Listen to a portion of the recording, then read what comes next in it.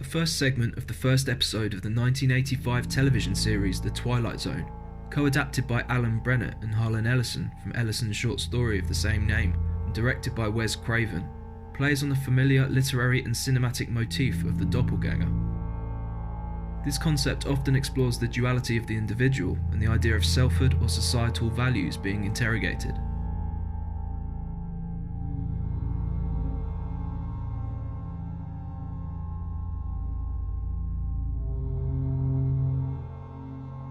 The doppelganger is often a symbol of existential or world angst, or a crisis that needs to be overcome or reconciled. These themes are present through various ancient mythologies, and likely through earlier forms of human storytelling, and just like in every other age, here they tell us something about the time in which they were produced, as well as identifying broader universal themes that strike us true today as they have done consistently throughout history. In the early 1980s, with the advent of a major shift in direction for the political economy of the US, and transformation of the world economy more generally, an ideology centred on the individual brought selfhood into sharp focus on the popular screen. This was often through characters trying to solve some kind of internal struggle, or where selfhood was pitted in conflict with a radically transforming environment, or a fusion of the two with varied consequences. Prominent examples of this in the horror genre can be seen in the works of directors such as David Cronenberg, John Carpenter, Larry Cohen, and Wes Craven himself. SHATTERDAY is both exploration of the human character and critique of the environmental pressures affecting it during the 1970s and 1980s political and cultural ascendancy of neoliberal capitalism. Specifically looking at a working character during the hours off the clock and the emotional and social consequences of existence in, and largely, yet imperfectly, in adherence to, a system that insists on relentless productivity and the drive of rugged individualism under tightening conditions that limit aspects of the character's freedom at work and at home. So I don't have to keep referring to respective characters as the one who's in his house or the one who's in the city. I'll be referring to the two sides of Peter Novins, the lead character played by Bruce Willis, as Bar Willis and Home Willis respectively. Here, like in many other stories about doppelgangers, the split presents us with a personification of two opposing poles of the character's crudely drawn mentality. We follow a character holding himself under the microscope, attempting to reconcile a side of him that reassures himself that nothing is wrong, with another side actively intent on reassessing his lifestyle for the betterment of himself and for those around him. And this plays out almost like a war between the unravelling threads of selfish self-interest and a more resource-plentiful and socially conscious artillery. As psychologist and sociologist Erich Fromm has noted, that when man lives under conditions which are contrary to his nature and to the basic requirements of human growth and sanity, he cannot help reacting. He must either deteriorate and perish, or bring about conditions which are more in accordance with his needs. This dynamic informs the narrative here.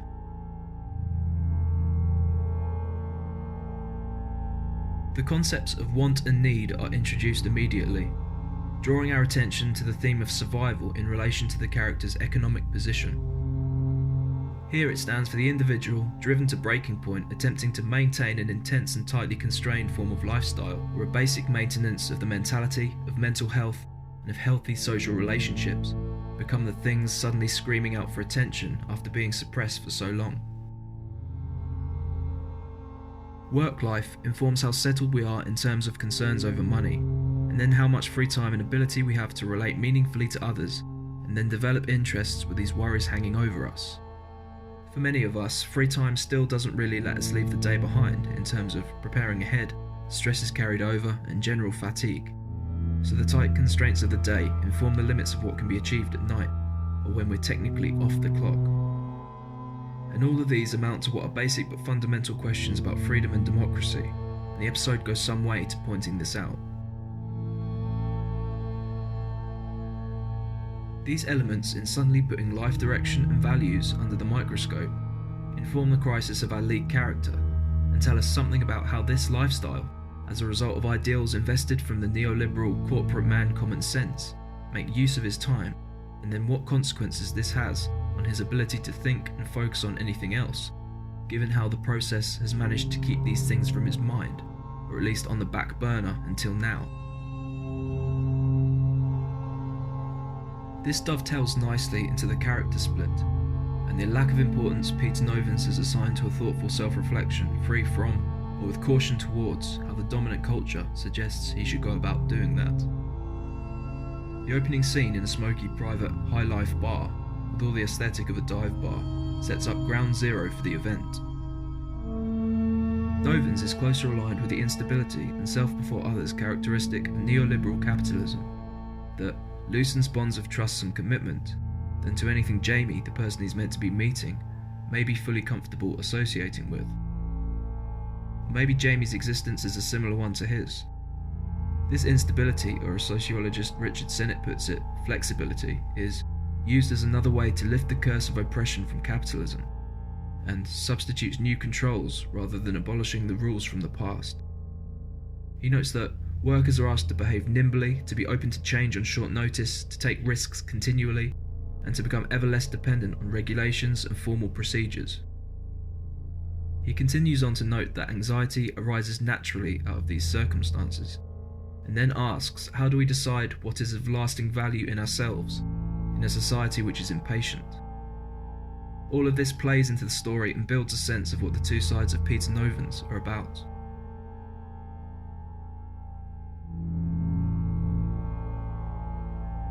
And so Shatterday becomes one character's painfully drawn out self-analysis, carried out predominantly by the personification of the moral conscience. It's relevant to say here that Bar Willis is always the one to get in touch, always the one reaching out, electing to let Home Willis, the re-evaluation, in. Perhaps a spiritual cry for help, having become conscious of the unsustainability of this adopted outlook on the human character and natural world. This is also the part of him that denies anything is wrong when confronted, so we can see this reaching out as an almost subliminal act, something instinctual working against or escaping from the character's failure to see the self-destructive tendencies he has adopted along the way. Neoliberalism looks at personal responsibility in terms of individual consumer choice. The solutions to structural causations of large-scale world problems are socialised towards the general public, who are then told to strive for market literacy in harshening economic conditions. Perhaps there's room for a question here, and maybe the point of the episode is to look at if the ideology itself carries the potential to make us realise that what we're encouraged to be and do for survival is often pretty questionable, even if our actions are, or seem like, an immediate necessity. Could the intensity of the climate inadvertently allow room for a critique of capitalism by getting the individual to a more hectic place in a shorter amount of time? Might it inadvertently direct people towards a philosophy far more emancipatory than itself?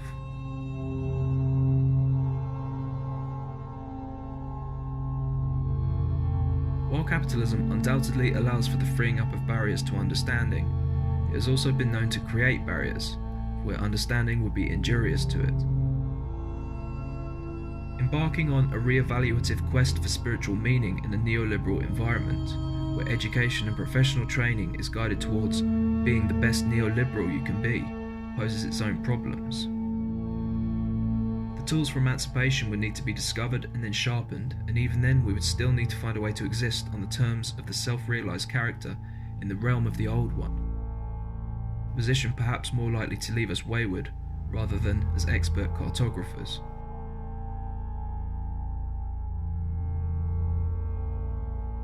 The fact that Peter Novins is aware of this crisis in the first place indicates that the Twilight event was a creeping one rather than a sudden thing.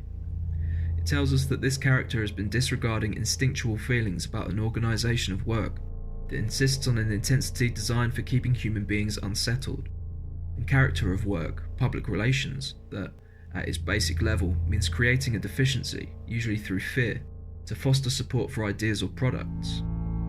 We empathise with Bar Willis and experience his humanity in relation to an existence that legislates to suppress or dissolve it.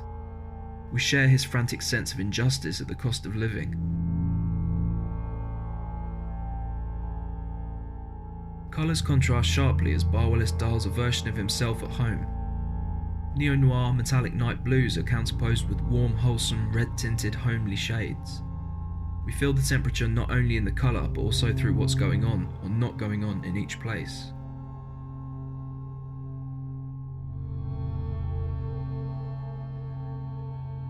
After establishing themselves as each other, Bar Willis puts the phone down. He's visibly more shaken and confused than Home Willis, who seems altogether more open-minded to the situation.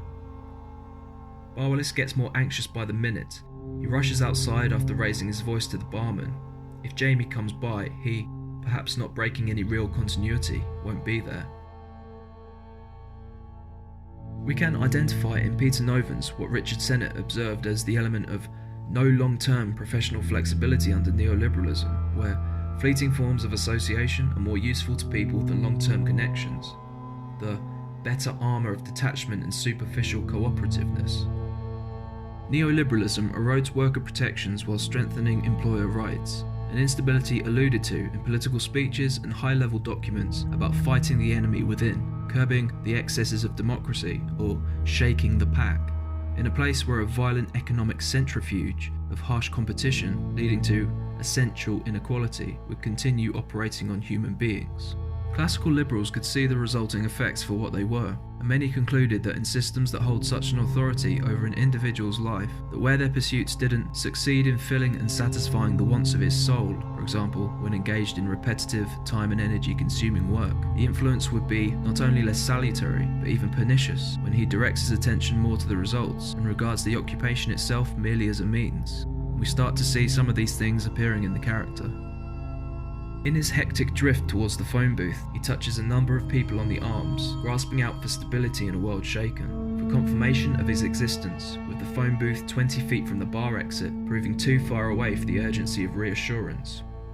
Grasping out for connection here in an almost violent way can also be seen as another effect of his eschewing of mutual beneficence, as a result of the heightened culturally ingrained rugged individualism. Growing disassociation from his own tender, sensual and empathetic side, impacting those qualities of character which bind human beings to one another and furnishes each with a sense of sustainable self. Both characters have progressed rapidly in a short space, both in different directions, one to his detriment and one towards some kind of improvement, deeper understanding and self-realization. And so some of the emancipatory aspects of classical liberalism, along with perhaps some of the horrific extremes of the kind of moral superiority and torment applied to ourselves in times of radical re-evaluation, start to take shape in Home Willis. Bar Willis threatens to kick Home Willis out of his house, to which Home Willis responds by theorising that only one of them can survive. Bar Willis aims for composure but falls flat in his argument. Could this be related to the intensity of work and survival? Has this impatient society run on flexibility, made it harder for us to string coherent sentences together, let alone coherent arguments, in an age where massive amounts of money are spent on distorting information via advertising and public relations, towards a patriotic devotion and adherence to the economic status quo? Is a point being made about the nature of his work as a PR man? If he was in a struggle to get by, is this a part of him that could reasonably devote himself to education that wouldn't serve or would actively harm his career and immediate financial security? The sidelining of these questions now coming to the surface become the driving force of the narrative.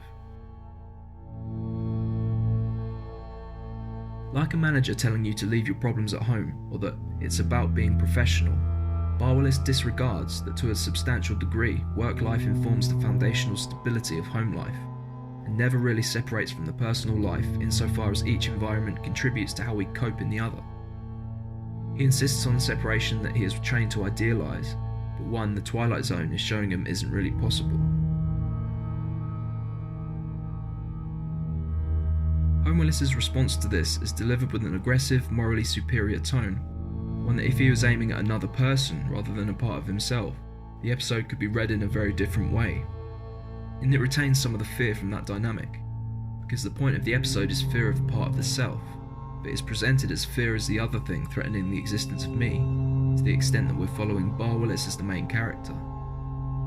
Given how the 1980s right-wing culture adopted more extensively the ideology of an albeit distorted and dishonest laissez-faire, there probably hasn't been a time in history, certainly not in cinematic history, where the entanglement or blur of worldviews have provided people with more of an ideological mess, not to mention various new builds of killer marked by intensive performances and hyper displays to contend with.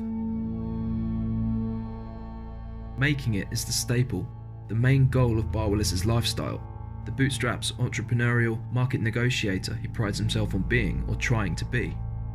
If he just carries on as before, surely he'll be fine. He appears confident that he'll make it. We see reason in his rationale for a brief moment. After all, we live in an ideological extension and reinforcement of the 1980s. We see a lot of ourselves in him, whether we subscribe to his outlook or not. And this is a key part of why we identify and sympathise with the character. Even if we don't happen to know the ins and outs of what changed in the 70s and 80s, we feel its effects. We feel the relentlessness of the climate. Barwillis seemingly turns the tables by threatening to turn to authority before exiting violently from the call. This temperament arises in stark contrast to the requirements, at least the image of his work as PR man, to communicate smoothly, in what could be the coercive nature of public relations spilling over into his identity and personal relationships. Hence maybe the problems he's experiencing with Jamie, or maybe potency in the realm of subverting human sentiments, or manufacturing deceit so he starts believing in deceit as truth, and in human sentience as some kind of obstacle, means in different aspects and to whatever extent, the reverse effect in the compassionate realm. His point is that Holmwillis is trapped, neutralised into conformity. For the first time it seems like Barwillis has a point. After all, he wants to live on those terms. But he's mistaken, and in his stubbornness also mistaken about what the colours where he is mean for him. The warm, neutral colours become indicative of a settled temperament. The city colours more to chaos and instability. After all, the modern culture of risk is peculiar in that failure to move is taken as a sign of failure, while stability seems almost like a living death. Somewhere along the way, he started to define the idea of home on neoliberalism's terms. Barwillis overestimates himself in how he fares in comparison. He can't see what going to the landlord will mean for him if they're one in the same person, especially if his arguments continue to dissolve as quickly as they begin. His argument that Holmwillis is trapped describes what he himself doesn't want to face up to. Doubtlessly, this is something Holmwillis picks up on as a factor in his self-analysis. Novins lives alone in a small place under a landlord, possibly struggling to get by and with relationships of the no long-term variety, despite the possibilities promised to him by the dream and aspirations he has taken on. The Barwillis part of him doesn't realise what we'll see later, that Holmwillis isn't trapped, or if he is, it's only until his counterpart is too weak to be an influence, until the doppelganger problem is resolved.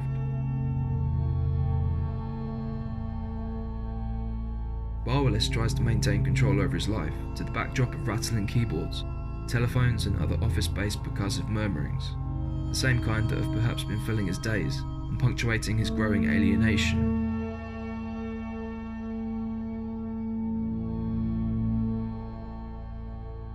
In a hotel room, he accosts a supermarket complaints handler, seemingly for the joy of it, maybe for some kind of affirmation, to claw back some of his diminishing dominance. Clearly more agitated, Barwillis looks like someone going through a painful withdrawal process. His extreme diet and mode of consumption, on the go, has informed his deterioration.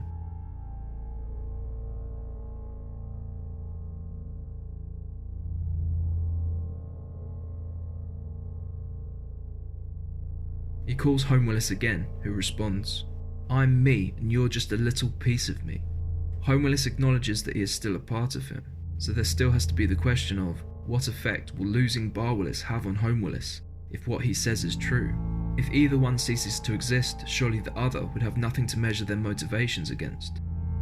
Would both not have to remain in existence to some degree to guard against the dire consequences for the other, and then society as a result? Perhaps this is the finale we never get to see, or in other places the aftermath of the fairy tale ending, the myth of some idealised vision and then the tyranny overlooked during and after its establishment.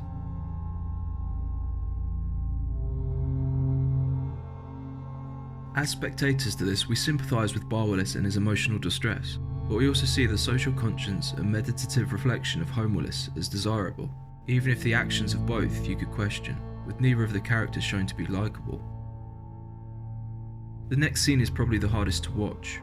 Home Willis details the extent of Bar Willis's attitude towards his aging mother, how he distances himself from her and how this makes her feel. Here, the doppelganger serves to examine the rifts between personal and social responsibility during a time where the primacy of the sovereign individual was being heralded and developed as a means to market-orientated ends. Bar Willis tries to argue back, but his words drown in tears. Again, if this was all directed at another person besides himself, we view the characters with less distinction. One as the tormentor of the little guy, and closer to a manifold evil, and one as the victim under a lot of pressure, just doing what he had to do. We identify with him in these moments, but we realise just doing what we have to do has consequences depending on how we decide to go about achieving that. After all, holding ourselves to account to be introspective over how many people suffer at the expense of our actions has the power of rectifying, or at least providing a starting point to fixing, the broken relationships worth fixing, and for not making the same mistakes moving forward.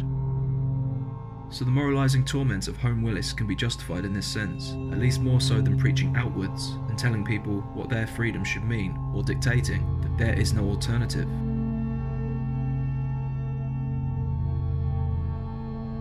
He cries out again when Home Willis tells him, "I made arrangements for her to come here and live with me."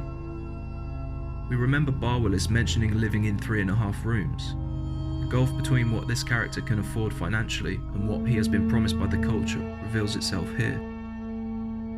Novins is in his late 30s, early 40s. His mother is elderly, lonely, and will soon need things doing for her. He may not be able to fund affordable care. He won't be able, or find it very difficult, to uphold the idealist vision of the crusading entrepreneur with the pressing obligation of care in physical close proximity. Does he have the kind of friends that would help him out in taking care of his sick mother? It doesn't seem like it. His means of survival are at stake. The horror here comes through in Bar Willis's fear of what this part of him considers wrong-headedness, and what this sense of desperation might require him to end up doing or being. His culturally prescribed vision of where he'll end up in life is being torn to shreds, the dream shattered, with harsh revelations landing like hammer blows, in the form of a sort of emerging class or economic consciousness.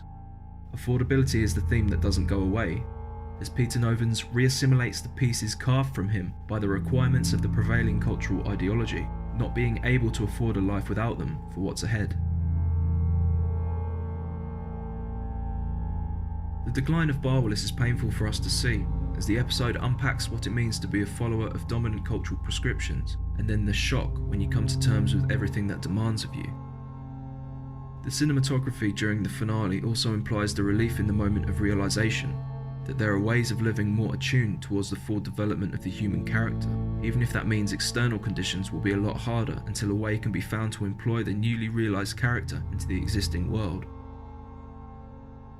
To what extent can this new character go about changing the existing world to be more encouraging towards the development of these things, without having to subject the individual to a physical and spiritual beating just to come to terms with it? Bar Willis says he doesn't like hypocrites, before Home Willis calls him out for being exactly that, being responsible for much worse than his given example on a much larger scale. Things it would make sense to strive to be aware of in the real world, given that much of what Novin's job consists of is carried out in society with benevolence or forced as a means of maintaining democracy, striving for peace, winning back freedom, generally making sure there is no alternative.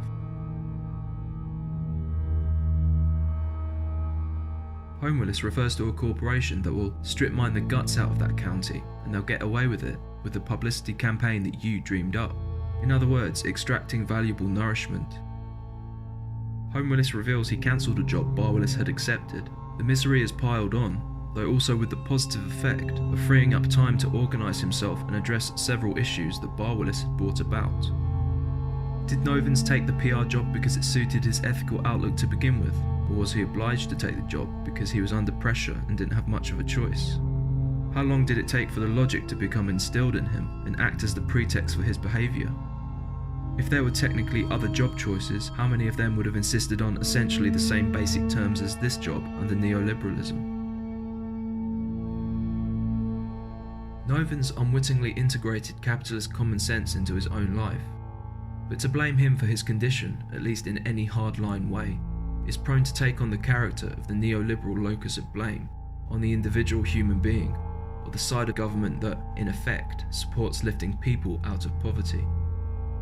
It's clear that we should be responsible for ourselves in as far as we can be, but what's generally overlooked when neoliberals argue this is that our years spent in educational establishments are years devoted to fitting into the prevailing economic model of society, in this case neoliberal capitalism. Similarly, years spent in proximity to dominant information channels while living beside an ever-increasing and encroaching profit motive, forced into the political arena by wealthy organised groups, makes this hardline talk of individual responsibility directed towards those with comparatively lower incomes, accessibility and tighter time constraints sound like a bad joke. When we sympathise with Barwillis's claim that surely everyone deserves to live, we also sympathise with the part of us that sees why this side of the character can no longer exist, or at least remain dormant or with a minimised outgoing influence.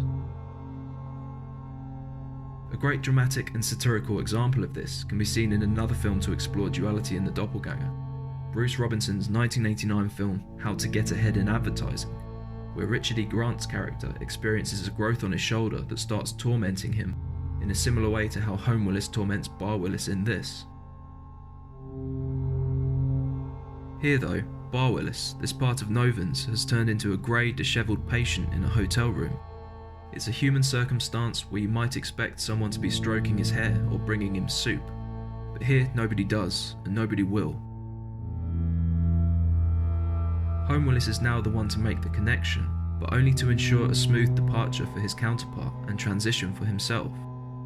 Novans expresses the pleasure in the new autonomy in an environment that may not be as free and enlightened as we maybe like to think it is, in the picture it makes for itself. Barwillis mentions, after being asked if he'd have done anything differently, that he would get some money to a woman and a child he'd screwed over. Perhaps some ideal he saw for himself somewhere down the line that he wanted or felt he had to keep hidden for now, to which Home Willis replies that he's already been making amends for keeping others, including himself, in flux, from moving on, but that now he has all bases covered.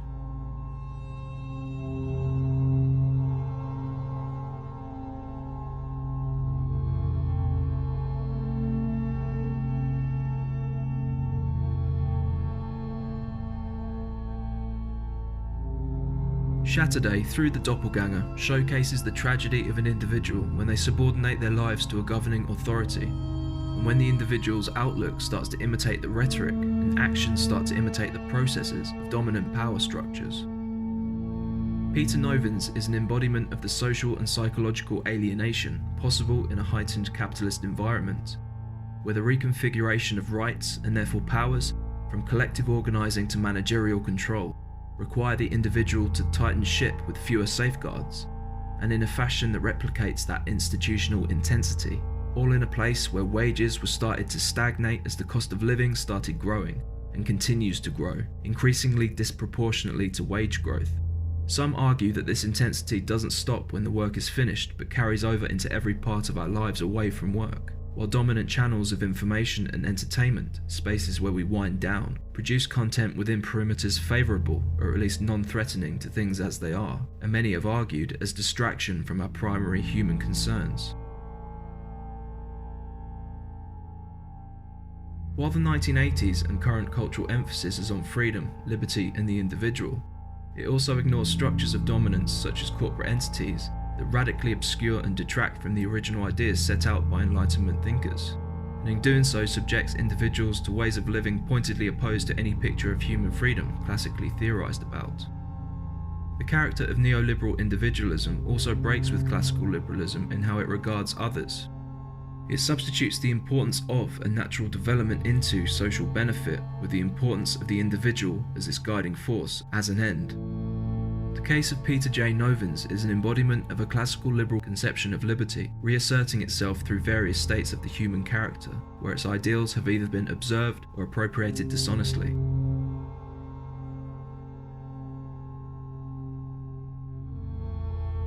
The finale feels like the melancholic aftermath of a war.